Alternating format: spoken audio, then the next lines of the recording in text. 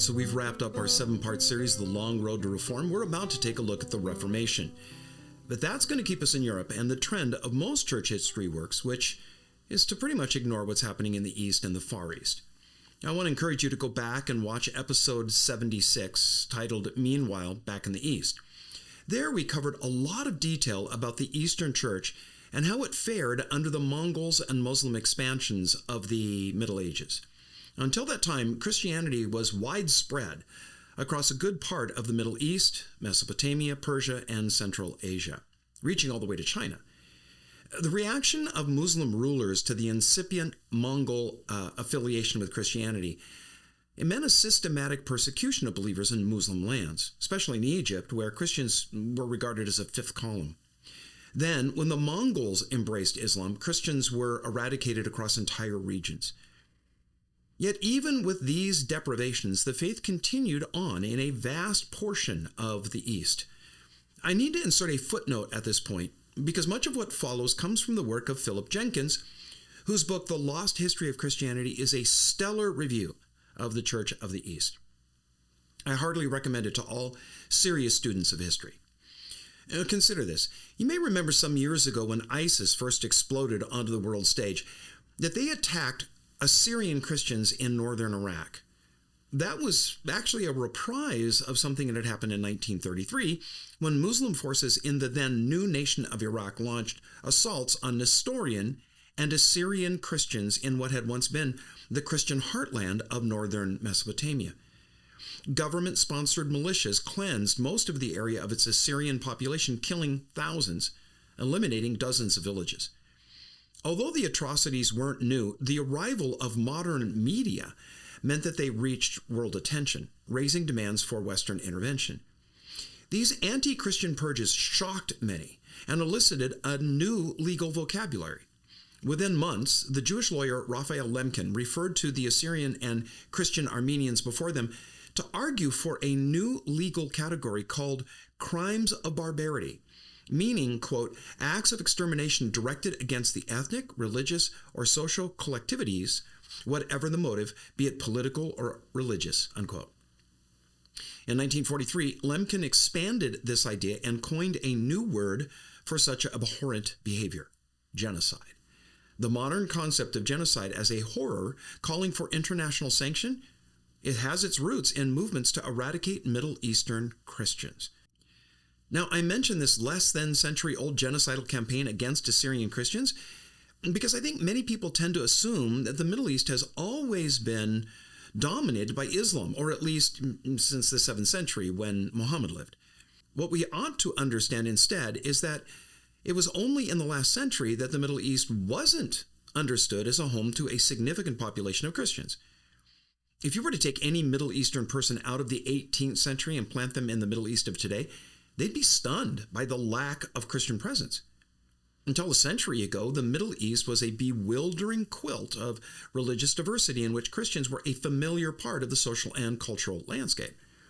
Particularly startling for our time traveler would be modern-day Turkey as a wholly Muslim land, because historically speaking, until recently, Christians were as familiar a part of the Middle Eastern scene as Jews are of the United States today, or Muslims in the Western Europe. At the dawn of the 20th century, Christians of the Middle East were about 11% of the population, while American Jews today are only about 2%. The destruction of the Middle Eastern Christian community is a historic transformation of that region. The decline of Christianity in the Near East occurred in two distinct phases. The first occurred during the Middle Ages and largely as a result of the Crusades. But even then, Christians suffered more or less regionally. The Syriac church was virtually annihilated while the Egyptian Copts held their own. Reduced to a minority, they entrenched and proved pretty durable. They exist in Egypt today. But the second phase of hostility against Christians began about a century ago with the advent of a new and virulent form of Islamism. Now Christians are being systematically eradicated, either by aggressive assimilation or outright persecution. The 20th century saw the emergence of a form of Islam intolerant of any other faith, including variations even within Islam itself. The Ottoman Turks began as a, rather small power in Asia Minor. After the Mongol invasions destroyed the Seljuks, The Ottomans used the wars that followed to create a power base in Asia Minor. They gradually spread over what had been the Christian Byzantine Empire. And by the time they took Constantinople, the Ottoman Empire included the Balkans, and by 1500 they controlled the Black Sea. By 1520, they ruled most of the Muslim world west of Persia as far as Algiers and became the main enemy of European Christians. Their European conquests advanced rapidly through the 16th century under Saleem I and Suleiman the Magnificent. In 1526, the Turks conquered Hungary, destroying what was at that time a major European power. Turkish advances weren't reversed until their loss at Vienna in 1683. Saleem I assumed the title of Caliph, and he took his role as head of Islam very seriously. He ordered the confiscation of all churches, many of which were razed to the ground, and Ottoman authorities forced the conversion of thousands. A century later, the Sultan Ibrahim planned the total extermination of Christians. From the 15th century onward, the pressure to convert to Islam was intense. Throughout Christian territories, vassals to the Turks, a, quote, tribute of children was levied, by which Christian families had to give a number of their sons to be raised by the state as slaves. Now, these became the elite soldiers known as the famed Janissaries. These musket-wielding elite troops became some of the most feared warriors in the Sultan's army against the Europeans. Ottoman warfare was extremely destructive because it drew on methods stemming from the Turkish heritage in Central Asia. Ottoman forces massacred entire Christian populations, targeting especially the clergy and their leaders. In 1480, the Turks destroyed the Italian city of Otranto, killing 12,000 and executing priests by sawing them in half. The destruction of Nicosia in Cyprus in 1570, that was a crucial loss to Europe. Accounts of Ottoman warfare and punishment include such gruesome techniques as impaling, crucifixion, and flaying. When a Christian leader in Wallachia named Vlad decided to use those same tactics against the Turks, it gave rise to the legend of Dracula. Now, from the 15th through the 19th centuries, the Turks ruled over a large Christian population on European soil. They referred to Christians as raya, meaning the herd, and treated them as animals to be sheared and exploited. A Bosnian Muslim song says, quote, "The raya is like the grass. Mow it as much as you will until it springs up anew," unquote. Though pressure to convert was strong, Christianity survived and managed to recover in a few places like Greece and Bulgaria.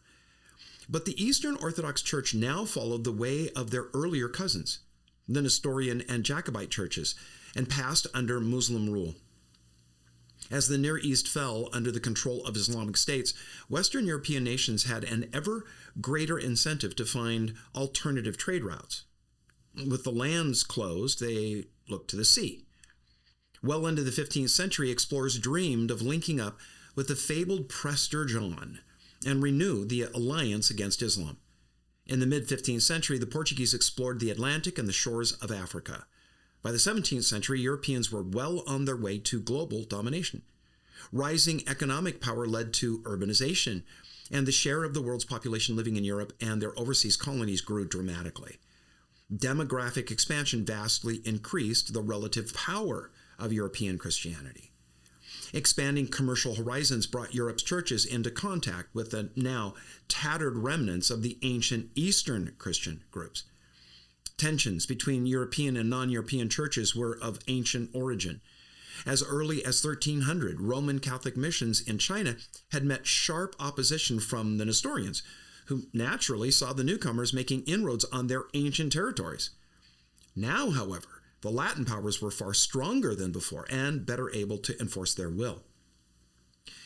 During the great period of Spanish and Portuguese empire building from the mid-16th to 17th century, the leading edge of Christian expansion was through the Roman Church, fortified by the militancy of the Counter-Reformation. As Catholic clergy and missionaries roamed the world, they found the remnants of many ancient churches which they determined to bring under papal control. So long-standing was the separation of Western and Eastern churches that the two sides never stood much of a chance of an alliance. As Christianity fell to such dire straits outside of Europe, Catholics dismissed foreign traditions as marginal, sometimes even unchristian. After the fall of Constantinople, Pope Pius II wrote to the victorious Sultan, effectively denying that the non-Catholic churches in his region were in any sense Christian. They were all, quote, tainted with error, despite their worship of Christ, unquote. He more or less explicitly asserted the identity of Christianity with Catholicism alone, even with Europe. As Western Christians traveled the world, many were skeptical about the credentials of other churches. In 1723, a French Jesuit in language which was sadly reflective of the pervasive racism of his time, reported that, quote, the Copts in Egypt are a strange people far removed from the kingdom of God. Although they say they are Christians, they are such only in name and appearance. Indeed, many of them are so odd that outside of their physical form, scarcely anything human can be detected in them, unquote. Well, that's harsh. Latins were troubled by the pretensions of these threadbare Christians who nevertheless claimed such grand titles. In 1550, a Portuguese traveler reported that the 40,000 Christians living along the Indian coast owed their allegiance to a head in some place called Babylon. They referred to their leader as the Catholicos. Now, interestingly, these Christians in India had not so much as heard of a pope at Rome. Some years later, envoys dispatched by the Vatican were appalled to discover India's Nestorians called the Patriarch of Babylon the universal pastor and head of the Catholic Church, a title that in the Western Christians' view belonged exclusively to the Roman pontiff. Where's Babylon? And for the first time, many Asian and African churches now found themselves under a European-based regime and were forced to adjust their patterns of organization and worship accordingly. Around the world, we see similar attempts at harmonization. From the 1550s, factions in the Nestorian church sought Roman support, and much of the church accepted Roman rule under a new patriarch of the Chaldeans. Like other Eastern churches, the Catholic Chaldeans retained many of their customs and their own liturgy, but this compromise was not enough to draw in other Nestorians who maintained their existence as a completely separate church. The Jacobites split on similar lines, with an independent church remaining apart from the Catholic Syrians. The most controversial moment in this process of assimilation occurred in 1599, when the Catholic authorities in southern India sought to absorb the ancient Syriac-founded churches of that region. Christians known as Thomas Christians, because they based their belief that their church had been originally founded by the Apostle Thomas.